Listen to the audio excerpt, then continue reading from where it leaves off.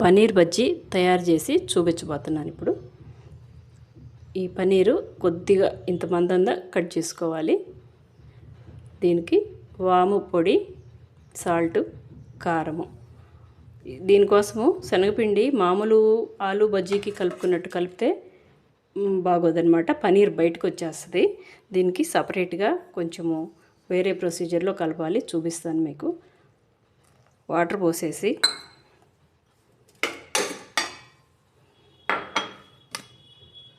కారము, salt,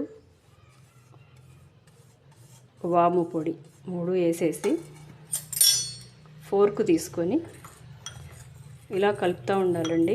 minimum 1 minute అన్నా ఇలా కలిపితే ఉండలు లేకుండా. పిండి చూడటానికి బాగా సాఫ్ట్గా అయినప్పుడు మాత్రమే ఆన్ చేయాలి స్టవ్.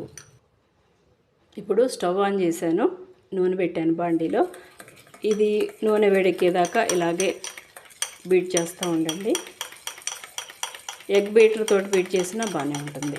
ఇదైతే యాంగిల్ మార్చకుండా ఇటు కాకుండా ఇటు మాత్రమే ఒకవైపే తిప్పాలి.